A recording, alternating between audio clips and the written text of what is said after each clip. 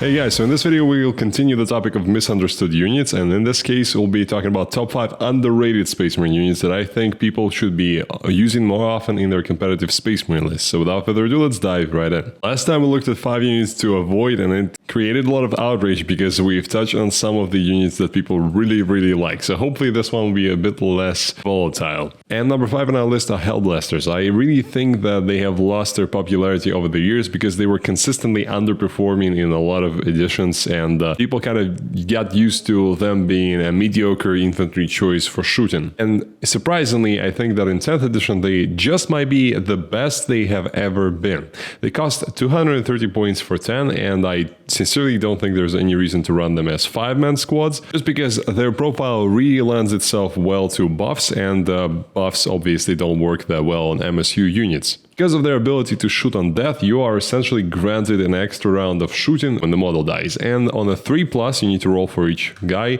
even if they fail a hazardous test for themselves, so they potentially can fire, die from the hazardous test, and then fire again. It means that it's very likely that you will get their points back during the game, even if they get shot first, and potentially you made a mistake with positioning, they got cut out in the open and cut down, but you will still shoot with most of your unit. Before I said that their guns lend themselves well to buffs, and that is my diplomatic way to say their guns are not just good enough without any buffs, but they can be made better really easily. What I really like about their profile is that it's a universal profile. With the right buffs, you can do a lot against most target types. For example, with just 2 simple things that everyone can access, which is Oath of Moment and Lieutenant, who would give them 6s lethal hits, and with their 20 shots, it's quite a lot of 6s that you can potentially roll with those rerolls. 4 or 5 is pretty normal. Their stat line is strength 8 AP 3 damage to 2 shots at 24-inch range, assault, hazardous, and heavy. That is obviously the overcharge profile, and the normal profile is the same but lower strength, lower AP, and damage 1. So safe to say you don't really want to use the normal standard profile unless you're targeting something that only has 1 wound. And on the overcharge, they will do about 11 damage against toughness 10 2+ save vehicle, which isn't bad. It will kill most tanks or severely damage them, and that it's either 2+ save vehicle or a 3+ save vehicle in cover, so something like a gladiator would be exactly in this category. Or it can kill about 13 2-wound 3+ save models, which is normal Marines, or kill 3 Paragon warsuits, which those bastards are notoriously hard to deal with. With 24-inch range and the assault keyword I mentioned before, essentially they have 24 plus D6-inch range, and they don't need the assault doctrine or something like that to be able to advance and fire, which isn't bad, especially if you have a transport, so it'll be essentially a 27-inch move and then D6 advance. These are just the buffs that any chapter can access. If you can stack a good enhancement on top of that, that's why another reason why I say that these guys are best run in a 10-man squad. Something like Champion of Humanity, for example, which is the Firestorm Detachment enhancement, which would give you essentially invulnerability against -1 damage debuffs, and that's very important for your damage 2 guys. So if you would run it against something like Avatar of Cain or Deathwing Knights, you would really want to have that.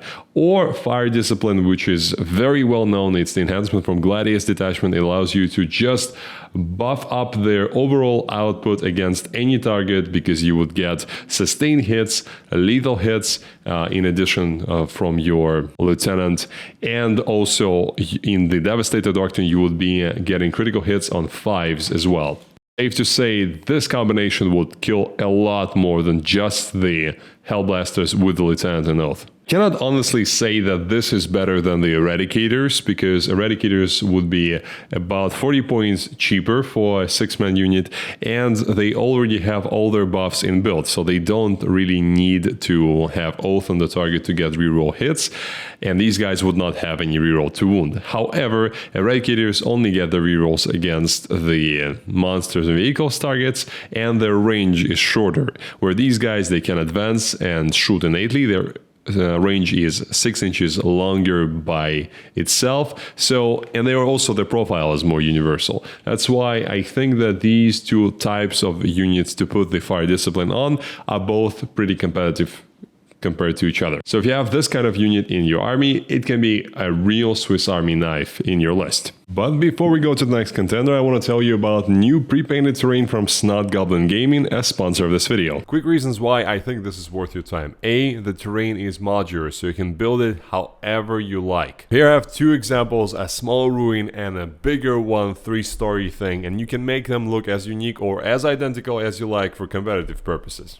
B, and this is the biggest one, they're offering it as fully painted in multiple color schemes, so you can choose whichever one fits your table best. C, it's significantly cheaper than the GW unpainted alternatives or the pre-painted alternatives of the competitors. On Kickstarter, you'll be able to get their full table painted terrain set for $278. Personally, I also like the fact that the walls are thin, so it makes it easier to talk about engagement ranges, and also a 40 mil base easily fits on the second floor. And you can obviously build them to whatever terrain layout you're using in your games. I was surprised that the pigment is quite scratch resistant, so I tried it with a knife and I could not put a mark on it. Obviously I was not really digging into there, but for any kind of normal terrain use you should be fine. Storage wise, full table worth of terrain fits inside this relatively small box, and unlike the terrain on the sprues, this one is push fit, so you can disassemble it after you use it and store it very efficiently. So if you're on the market for pre-painted terrain, I highly recommend checking out the Kickstarter campaign, a link in the description. There for $1 you can reserve a discounted price, and they'll notify you when the campaign is up, so you can actually cop the terrain. Thank you for your attention, guys, and now back to the video. Now something unusual, Incursors. After losing their troops status transitioning from 9th to 10th edition, they were really pretty much forgotten by majority of the players, and understandably so. When we have jump pack intercessors and scouts available, and also the combi weapon lieutenant, why would you want these guys in your lists when they cost, well, 5 points more than the assault intercessors, but still a bit more than this option? Actually, I believe there is a good reason to have them in some of your lists. First, if you're buying a 5-man squad for scoring purposes, you might as well put the 80 points down for them and get the compounding army support effect that they give you, which is their multi-spectrum array ability. When they hit a target with their bolters, it gets marked for your entire army for +1 to hit until the end of the phase. And I was on the receiving end of this in one of the recent tournaments that I went to, and believe me, it was not fun. The problem with these guys is that when I'm playing against a Space Marine list, I'm mostly concentrating on getting rid of their most important assets, like their tanks, their big, nasty melee squads, more important characters, things like that. I will probably go after some of the chaff units, but if you're careful with the Incursors, if you position them correctly, they can live for a very, very long time. And until the last guy is still alive, you will be able to use this ability, and the +1 to hit for your entire Space Marine army is a lot. Just imagine Oriole, Lancers, Inceptors, Vindicators, Eradicators, everything suddenly hitting on 2s against, I don't know, Mortarion or something. It's going to make a difference, believe me, and with the right positioning, again, you can make these guys do this turn after turn after turn. Apart from positioning them correctly and just making sure that it's harder for your opponent to target them, you can pretty much make it so that they cannot be targeted by including a Phobos Lieutenant into their unit. It would cost you 55 points, and obviously it's not nothing. However, it's not a lot, and you would get an ability to shoot them and then scoot back behind cover, making it almost impossible for anyone to deal with them. Or you can use this ability to move forward, making it even easier for these guys to take objectives and do actions for you. Obviously not in the turn where you have shot, however, maybe in the later turn, it is essentially like having D6 extra movement, still providing the benefit that they give to the army. Next are Infernus Marines. So I know some players do have a lot of them, and one of my recent Patreon subscribers had told me that he has 30 of them, which was very surprising. But honestly, a lot of people underutilize the Infernus Marines, and I think it's a mistake. It's another 80 points infantry unit that often gets overlooked, and here's why I think you should use them. They are essentially intercessors without OPSEC, however, they have flamers instead of the bolt rifles. Flamers are not just normal flamers, they are strength 5 flamers, so they will do well against most light and medium infantry. And with +1 strength from the Firestorm detachment and that's why most of the Infernus Marines are run there. You will have strength 6, which that is significantly better against toughness 3 targets. So what's the big deal with these guys? Essentially, they are yet another cheap scoring unit in our arsenal, and depending on the composition of your list, otherwise, they might be just the best choice for you. They provide you with a powerful way to protect the objectives from being taken by cheap enemy chaff units, which is extremely annoying, believe me. Because if you send the Infernus Marines onto an objective, what your opponent can do is just have a very, very cheap unit, much cheaper than even these guys, send them to this objective if it was a normal intercessor squad, for example. Just put them there. They might not even out-OC you on the objectives. However, if they just shoot your Marines afterwards, then you have lost it completely. However, if you are running Infernus Marines, what you can do is you can overwatch the hell out of that chaff unit that is trying to go onto an objective and essentially present your opponent with a choice. They either go and send the second unit there, which then you will not be able to overwatch them, of course. However, they've already consumed 2 units instead of 1. And, well, significantly less efficient. Or they can leave the objective alone, and that is also not great for them. These guys on average kill 6 toughness 4, 4+ save, 1 wound models on Overwatch, and that is a lot of different chaff units that you can encounter on the tabletop. Obviously, unfortunately, they don't kill 10 toughness 3 4+ models, which would be ideal. However, it's still not bad. And if you roll hot on those D6 shots, well, you might just kill a whole squad of guardsmen. And if you run them in Firestorm, in addition to being strength 6, and that is an important breakpoint, you also get a stratagem to have devastating wounds on them, which does cost 2 CP. However, I found that if you are careful with your command points, there will very likely come a point in the game where you have like 4 or 5 of them, and you might feel like, okay, spending 2 CP here to maybe finish off an annoying character or something like that, and I don't have anything else. I maybe have already thrown my grenades this round, so I can use those 2 CP and get 3 or 4 maybe devastating wounds onto the target and be done with it. So it's good to have this tool in your pocket. If you're not running Firestorm, I think these guys are very efficient, and you really should have them in your scopes when you're next time scouting for cheap infantry units to go grab objectives for you. Next is a normal, good old-fashioned captain. I don't know how about you, but I absolutely love the aesthetic of this Space Marine captain, just a normal guy. This particular model we see here, the Primaris Indomitus captain from the 9th edition starter box, I just simply love this model. I have this exact one, and I've played in so many tournaments with my Deathwatch with this guy that I absolutely love it, and I'm waiting now for my Impulsors to be ready so I can use him again, and I will run my Assault Intercessors with him. And I'll now describe why Assault Intercessors. These guys are often overlooked because there are many shiny, cool named characters to choose from, so running a generic captain when you have access to all those cool guys with names and extra special abilities may not be as appealing, and I fully understand that. However, there are many good reasons to actually run them. They are very reasonably priced, 80 points for a normal and actually a Gravis captain as well, and they offer their squad a discounted stratagem. Not a free one anymore, unfortunately, but it's still not bad if you are low on command points. Biggest reason to run the normal captain, in my opinion, is the melee output you can get when you use them with the right squad. And as you can imagine, the right squad in this case are the Assault Intercessors. It would be very cool to run them with Blade Guard or something like that. However, the Assault Intercessors, just because of their ability and how cheap they are, that's something I would choose. The reason being is Captain will get full rerolls to wound if the unit is fighting against an enemy unit on an objective, and he would give the Assault Intercessors unit and himself, obviously, the free 1 CP stratagem. The package itself is quite cheap, only 155 points, and it can be surprisingly annoying to deal with. Not saying 5 Intercessors are hard to kill, but I'm saying 5 Intercessors plus a Captain, especially if the Captain has a Relic Shield and maybe something like Artificer Armor Enhancement with 5-up Shrug and 2+ Save.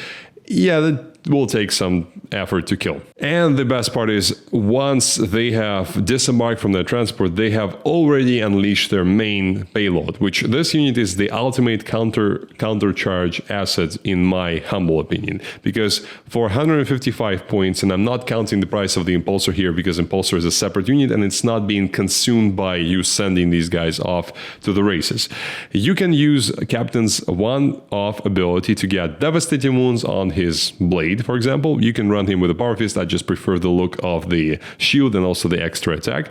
And you also get +3 attacks ability, which really shines with a full reroll to wound. You will get 9 attacks without the Honor Vehement or any other enhancements. 9 attacks that will, most of them will hit, especially if you have Oath, all of them will hit probably. And you'll be able to fish for those 6s, and each 6 will be 2 devastating wounds. These 6 models fit snugly in an Impulsor and can be a real headache for your opponent to get rid of. Plus, I absolutely guarantee, unless you're playing against a real professional or someone who's really attentive, people will misjudge the distances that your squad can go if they are inside Impulsor in a ruin, because they will look at the unit and they will be like, okay, you're just out of no man's land, something like that, just out of your deployment zone in no man's land. And well, it's just an infantry squad, right? No jump X, and you go, hey, yeah, no jump X. And then they will put something within, I don't know, 13 inches of you. And then you go 6 plus 3 inches disembark plus maybe an advance and you're in the charge range. This unit has 27-inch threat range, which, believe me, people will not be expecting from just an on-foot captain with assault intercessors. That is, of course, if we're counting advance and charge, which, in my opinion, this combo works best in those detachments that have advance and charge. Obviously, this is not the only way to use captains, and Primaris Captain, I've mentioned before, can go really well with aggressors in the Land Raider Redeemer, where he can discount the 2 CP stratagem for devastating wounds we've discussed before with Infernus Marines, and there that stratagem can really put some hurt on any units because they get twin links on their flamers innately, so yeah, it's really efficient. But it's a combo of a totally different price category, so we are talking about something lean, mean, and cheap, so that is why Captain Assault Intercessors is my pick. Think about how you can incorporate this in your lists. And also, if you are running a Land Raider Redeemer or something like that, you can probably fit the 6-man unit alongside some other unit that you're running in the Land Raider, because again, they're only taking up 6 seats out of those 14. You'll have 8 more seats available. And lastly, a Repulsor. So with the new 180 points cost and the 14 seats capacity that we got in the last Balance Data slate, plus the Land Raiders becoming significantly more expensive, 285 points is the current cost for the Redeemer, there is a very strong argument for running this transport if you don't need Assault Ramp. Don't get me wrong, it's not the same as a Land Raider by any means, and it doesn't have flamers, it doesn't have 2+ save or again the assault ramp I mentioned. You do however pay 105 points less for it and gain a pretty interesting ability instead, and it's still a toughness 12 tank, which is nothing to scoff at. The ability is particularly useful for the shooting units, and that's probably what you want to carry in there, hence why it doesn't have a assault ramp. Allows your unit to embark back into the Repulsor in your opponent's turn when that unit near Impulsor is being charged. It's a very annoying ability if you're playing against this particular transport with a melee army like War Leaders, or in general if you are in such a position where you can either knock out the shooting units of your opponent so they cannot just shoot your unit that disembarked from the Repulsor, or perhaps you're in such a position on the board where the shooting assets of your opponent cannot target those guys that disembark from the Repulsor, and that means that only the melee units need to deal with them. They go, they try to charge, and they end up not charging anything because the Repulsor sucks back those guys into itself. Played against it, and believe me, it's not cool when it happens. And also, you tend to forget about this ability, so I was told in a tournament by a player that I played against about this ability. I knew about it myself, and then I ended up forgetting about it anyways during the game, and it happened. The transport sucked the guys back into it, and I had to charge something else. It was very annoying. The worst part was that they were aggressors, so they shot at me with Overwatch and then went inside the transport. You can fit the best shooting combos we know and love in the Repulsor. It's 6 Eradicators plus Biologus, which is exactly 14 seats, 6 Aggressors plus Primaris Captain that I've discussed before, 10 Hellblasters plus Azrael and Lieutenant, or an Apothecary, whatever you like. We'll even have a seat available there for maybe like a lone op or something. You also get quite a lot of shooting, a couple of last cannon shots, like a different type of last cannon, and an array of strength 4 AP 0 damage 1 small arms fire to kill maybe like a small unit of guardsmen or something. So it's not bad. For 180 points, I'll take it. And a little hobby advice. If you have a Repulsor and you're thinking about having a Repulsor Executioner, you might find out that the turret is the only thing about these two tanks that is really different. Also, like a couple of side elements are slightly different, but no one will notice if those are the same. So what you can do is you can find a place where there will be a certain 3D printed turret available, and if you want, you can have this turret on your Repulsor and just swap it out so you can have Repulsor or Repulsor Executioner for the cost of one tank. And considering how expensive these are, I don't think it's a bad option, so you might want to look into it. So that was my top 5 underrated Space Marine units. I'm so happy to be in the new apartment, guys. There was a very big gap in content last month because I could not film anything. I was moving, and it's a horrible thing. If you ever moved, you know. A lot of content that I want to film, and a lot of it will be coming hopefully in the near future, so stay tuned. Thank you for watching, and I'll see you next time. Oh, and also don't forget to check out those links in the description. As I said, they're really great, I promise you. Thank you.